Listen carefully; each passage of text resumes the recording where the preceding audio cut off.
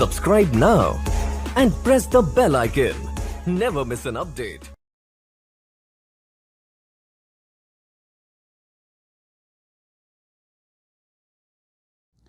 नमस्कार दोस्तों, Hemant LP channel में आपका बहुत बहुत स्वागत है। दोस्तों, इस वीडियो में हम सुपर टेट का एक बहुत ही फेमस सब्जेक्ट जो कि आपका बाल मनोविज्ञान के अंतर्गत आता है, जिसका नाम सुपर टेट में आपको जीवन कौशल दिया गया है। जीवन कौशल की शुरुआत हम लोग इस वीडियो में करेंगे और जीवन कौशल के पढ़ने से पहले आपको एक जानकारी दे दें कि आपके सुपर टेट में 10 नंबर का जीवन कौशल से क्वेश्चन आता है और बहुत ही इजी, बहुत ही सरल क्वेश्चन सुपर टेट में 10 नंबर केवल जीवन कौशल से आपको मिलता है।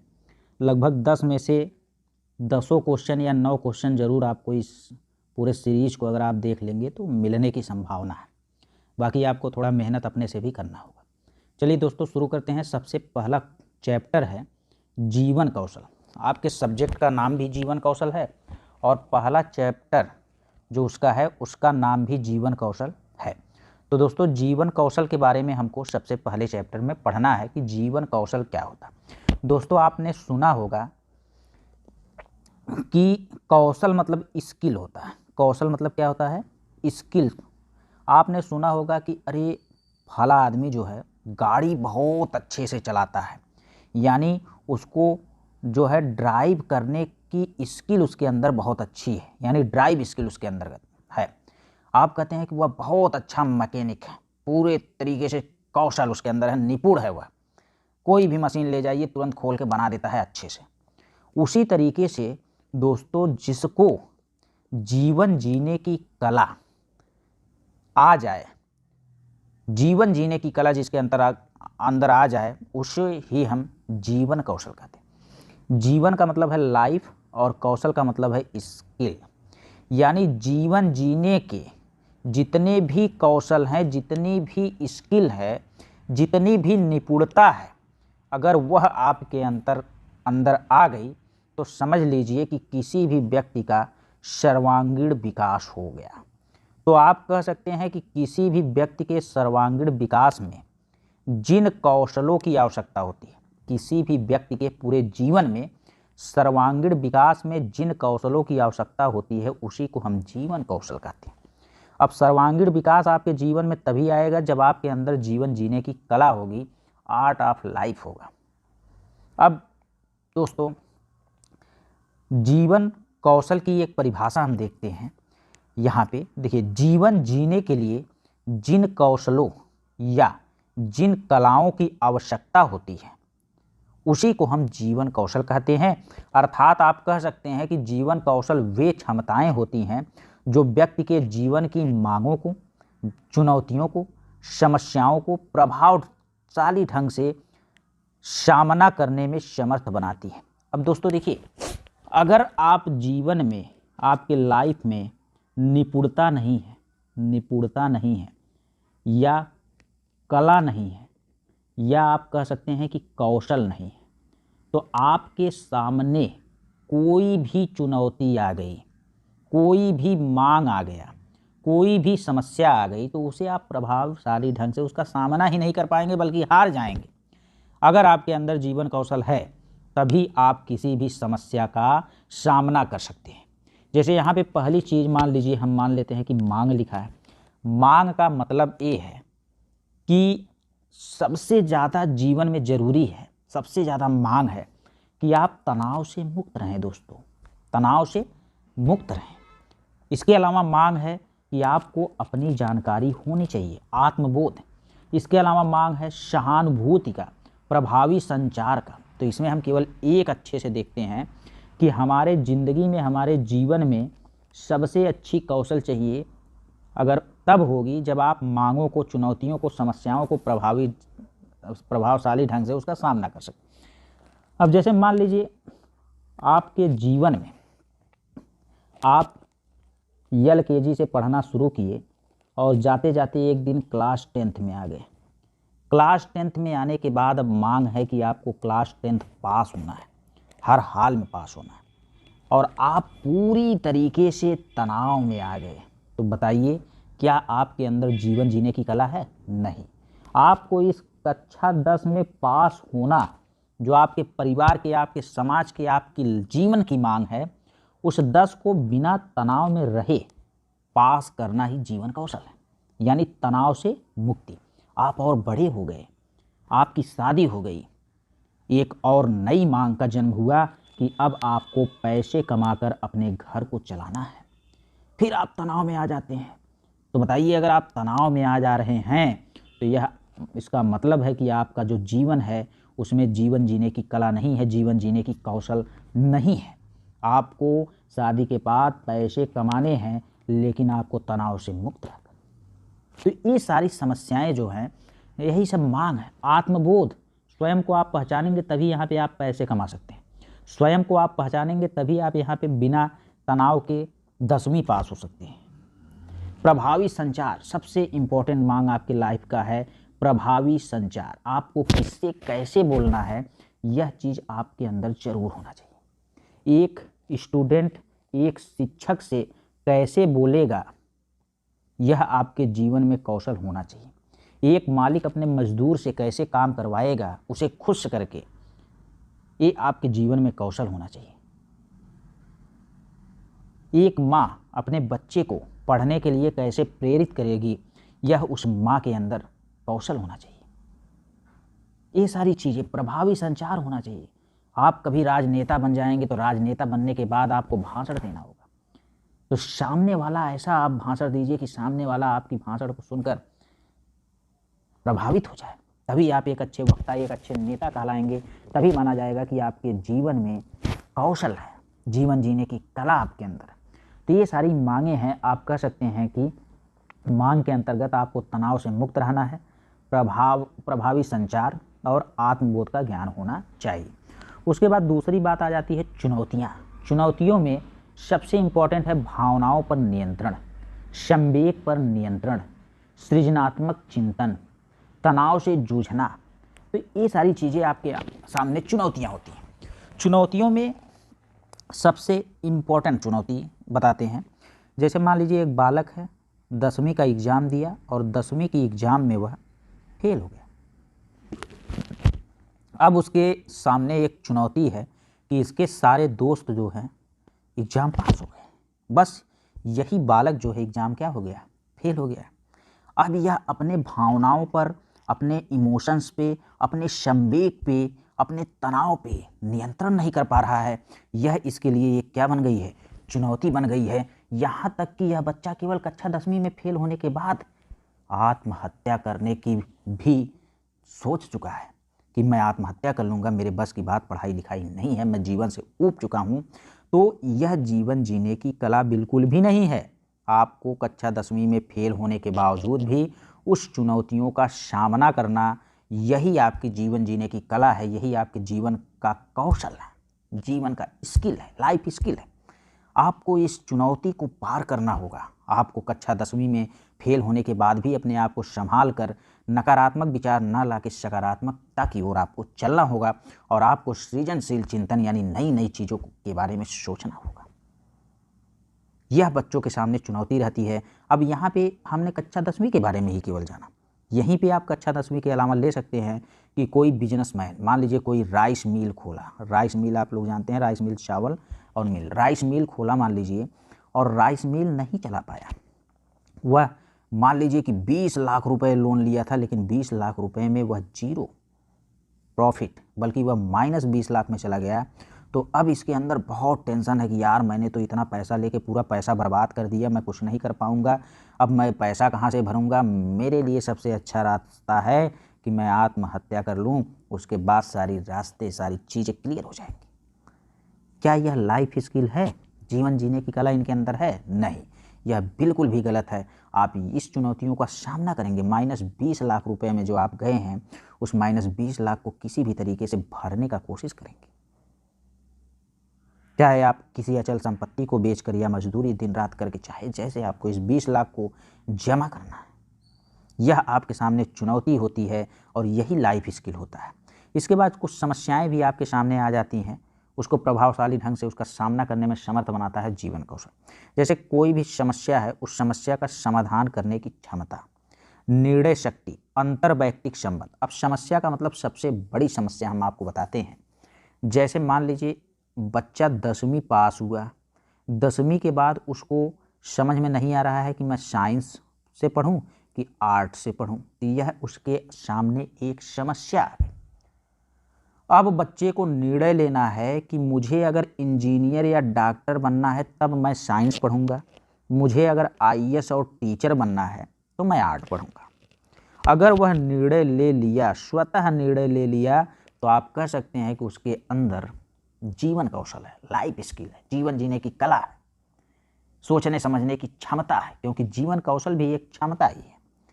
अब पता लगे कि उसको पता ही नहीं है कि साइंस लेना है कि आर्ट लेना है, और बगल वाला जो उसका दोस्त है साइंस लिया तो ये भी साइंस ले लिया, बगल वाला उसका दोस्त आर्ट लिया तो ये भी आर्ट ले लिया। बताइए, ये कोई जीवन जीने की कला है? बिल्कुल भी नहीं। इसका मतलब इसके अंदर जीवन जीने की कला नहीं है, निर्णय लेने की क्षमता नहीं है, समस्या समाधान की क्षमता नहीं है। इसके अलावा एक समस्या और होता है अंतर्वैयक्तिक संबंध। अंतर्वैयक्तिक संबंध का मतलब होता है कि दूसरों की जगह पे खुद को रख के सोचना। जैसे मान लीजिए अगर आपके पड़ोसी, मान लीजिए आपका पड़ोसी है और उसके घर के बगल में एक पेड़ है बरगद का, और आंधी आई और वह बरगद का पेड़ उसके छत पे गिर गया और उसका छत टूट गया और जितने लोग उसमें सोए थे सब दब गए। मरा कोई नहीं, लेकिन सब दब गए।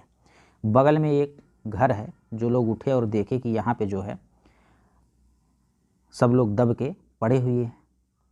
तो यहाँ पे अगर आपके अंदर अंतर्वैयक्तिक संबंध है तो इसके जगह पे, इसके तकलीफ को, इसके दुख को, इसकी पीड़ा को आप अपने दिमाग में सोचेंगे और दौड़ के जाएंगे उसके यहाँ और उसको बचाने का, हॉस्पिटल ले जाने का प्रयास करेंगे। अगर आपके अंदर अंतर्वैयक्तिक संबंध नहीं है तो खुद को इसके जगह पे नहीं सोचेंगे और चुप मार के क्या हो जाएंगे, सो जाएंगे। तो ये सारी समस्याएं आती हैं, उन समस्याओं को समाधान प्रभावशाली ढंग से करना भी जीवन स्किल है।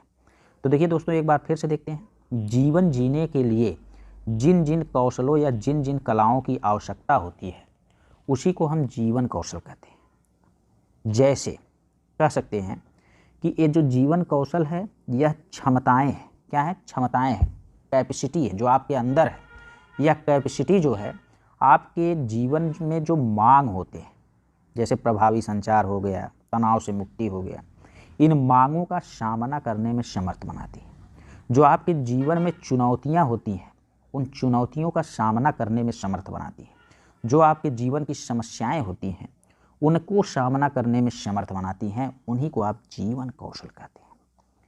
आगे चलते हैं तो विभिन्न जीवन कौशलों के बारे में हम लोग इस वीडियो में बात करेंगे। देखिए, विभिन्न जीवन कौशल में पहले देख लेते हैं कि भाई जीवन कौशल विकास एक आजीवन प्रक्रिया है। मतलब जीवन कौशल, जीवन में जो स्किल होता है उसे हम लोग पूरे जीवन भर कुछ न कुछ स्किल सीखते रहते हैं, कभी रुकने वाली प्रक्रिया नहीं, जीवन पर्यंत चलने वाली प्रक्रिया, जो व्यक्तियों को बढ़ने और परिपक्व होने में मदद करती है।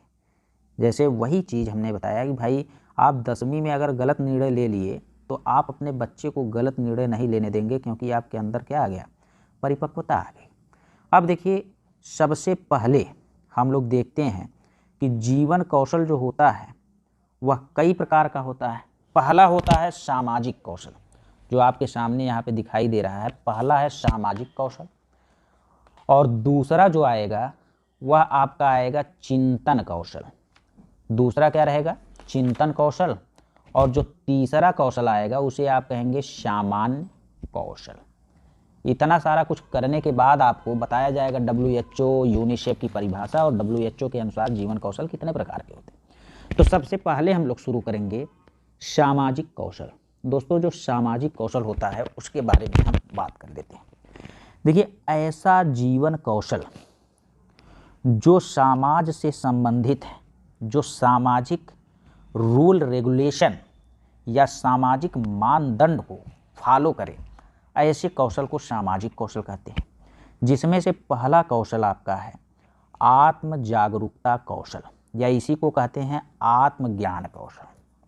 तो दोस्तों, आत्म जागरूकता कौशल का मतलब है आत्मज्ञान। सीधा आत्मज्ञान जीवन जीने की एक महत्वपूर्ण कौशल है, जिसके अंतर्गत व्यक्ति द्वारा स्वयं के चरित्र, स्वयं के नैतिकता की शक्तियों और स्वयं के कमजोरियों को समझने का सामर्थ्य होता है। अब यहाँ पे देखिए दोस्तों, समाज में आपको उचित चरित्र और नैतिकता को प्रदर्शित करना है। उचित चरित्र और नैतिकता को क्या करना है? प्रदर्शित करना है। अगर उसी के बारे में आपको ज्ञान है तो उसी को आप कहेंगे कि भाई हमारे अंदर यह लाइफ स्किल है कि समाज में हम स्वयं जागरूक हैं, हमें स्वयं का ज्ञान है, हम समाज में क्या उचित है क्या अनुचित है उसको समझ के चलने का काम करेंगे, अपनी कमजोरियों को समझ के उस कमजोरियों को दूर करने का प्रयास करेंगे। इसी को आप कहेंगे आत्म जागरूकता या आत्मज्ञान। और यह कौशल किसी भी व्यक्ति के अंदर होना बहुत ज़रूरी है। जैसे आप कह सकते हैं कि आत्मज्ञान का मतलब है कि आप 10वीं के बाद इंजीनियर बनना चाहते हैं, पुलिस बनना चाहते हैं, चोर बनना चाहते हैं, आप क्या बनना चाहते हैं यह आपके अंदर ज्ञान होना चाहिए। आपको सरकारी नौकरी करनी है, आपको प्राइवेट नौकरी करनी है, आपको पढ़ना है आगे कि नहीं पढ़ना है, इन सारी चीज़ों का ज्ञान होना ही आत्मज्ञान। अब पता लगे आप बीएड करने के योग्य नहीं हैं, आप शुरू से ध्यान नहीं दिए, बिल्कुल आप जो है क ख ग भी नहीं पढ़ पाते, आप शब्दों को पढ़ भी नहीं पाते और बीएड में एडमिशन करवा लेना, यह एक कौशल की कमी है, क्योंकि आपको पता ही नहीं है कि मैं बीएड नहीं कर सकता। आपके अंदर आत्मज्ञान होना चाहिए, आपको पता होना चाहिए कि मेरे अंदर पढ़ाई में कोई भी कमजोरी नहीं है, मैं बड़े आराम से बीएड बीटीसी कर सकता हूँ और बड़े आराम से एग्ज़ाम को पास कर सकता हूँ। ये आपके अंदर आत्मज्ञान होना चाहिए। मैं बीएड में टेट और सुपर टेट को पास करने के बाद शिक्षण कार्य कर लूँगा कि नहीं कर लूँगा, यह आपके अंदर आत्मज्ञान होना चाहिए। टीचर बनने के बाद उचित या अनुचित क्या होता है उसको समझने का आपके अंदर आत्मज्ञान होना चाहिए। स्वयं के पसंद नापसंद का आपको आत्मज्ञान होना चाहिए कि मुझे शाकाहारी पसंद है, मांसाहारी पसंद है। अब ये पता लगे कि आपको मांसाहारी पसंद है नहीं है, कहीं पे फ्री में मिल गया तो आप मांसाहारी के ऊपर टूट पड़े, ये आपके अंदर जीवन जीने की कला नहीं है। आपको शराब या बियर बिल्कुल भी पसंद नहीं है, पता लगे फ्री में मिला तो 2 बोतल पी गए, तो यह आपके अंदर आत्मज्ञान नहीं है। तो आत्मज्ञान का मतलब है कि आत्मज्ञान एक सामाजिक कौशल है, सामाजिक जीवन कौशल है, जो यह बताता है कि कोई भी व्यक्ति हो वह स्वयं के चरित्र या नैतिकता की शक्तियों और कमजोरियों को समझने का सामर्थ्य। दूसरा है सहानुभूति। तो दोस्तों देखिए, सहानुभूति या इसी को परानुभूति कहते हैं। यहाँ पे परा माने परा हो गया दूसरों, और अनुभूति माने आपको पता है। अनुभूति का मतलब हम यहाँ पे आपको फिर से बता देते हैं कि अनुभूति का मतलब क्या होता है। अनुभूति का मतलब है कि 2 जगह 2 परिवार में रोना पड़ा है, रो रहे हैं। अब यहाँ से आप जो है गुजर रहे हैं, यहाँ से आप गए, पहले परिवार को देखे कि यहाँ पे रो रहे हैं लोग, और रोने के बाद देख रहे हैं कि यहाँ पे एक जो है मान लीजिए चौकी है, उसी चौकी पे एक शव पड़ा है, एक मरा हुआ व्यक्ति पड़ा है। तो आप यहाँ से पहुँचते ही आप जान जाएंगे कि ये बेचारे जो है यार दुख में रो रहे हैं। यही जो आप पता कर ले रहे हैं दुख में रो रहे हैं, इसी को आप अनुभूति कहते हैं। फिर आप यहाँ से आगे बढ़ते हैं, दूसरे परिवार को यहाँ पे रोते हुए देखते हैं, और देखते हैं यहाँ पे एक कार खड़ी है और पूरा जो है मंडप उंडप सजा है, और एक दुल्हन जो है यहाँ पे रो रही है, उसके माता पिता उसके लिए, उसके भाई रो रहे हैं। तो आप यहाँ पे आते ही कहेंगे अरे यार ये तो खुशी के आंसू हैं, सब खुशी में रो रहे हैं। तो रो देखिए दोनों लोग रहे हैं, ये लोग भी रो रहे हैं और ये लोग भी रो रहे हैं, दोनों लोग जो है रो रहे हैं। लेकिन आपको पता है कि यह दुख में रो रहे हैं और यह सुख में रो रहे हैं, यह खुशी में रो रहे हैं, इसी को आप कहते हैं अनुभूति। तो यह कौशल भी आपके अंदर होना चाहिए कि आप दूसरों के सुख और दुख को पहचाने और उसकी मदद करें। ये गुण भी आपके अंदर होना चाहिए और इसको भी एक जीवन कौशल कहा जाता है। ठीक है दोस्तों। तो दोस्तों यहाँ पे देखिए लिखा है, स्वयं को दूसरों के स्थान पर रखकर उनके बारे में सोचना या सहानुभूति रखना तथा उनके प्रति प्रेम व झुकाव रखना सहानुभूति या परानुभूति जीवन कौशल कहलाता है। जैसे भिखारी के प्रति, गरीब व्यक्ति के प्रति या कोई भी हो, अमीर गरीब, उसके प्रति जो है अनुभूति रखना ही सहानुभूति या परानुभूति कहलाता है। दोस्तों, यह आपका जीवन कौशल का पार्ट 1 है। पार्ट 2 हम अगले वीडियो से देखेंगे। धन्यवाद।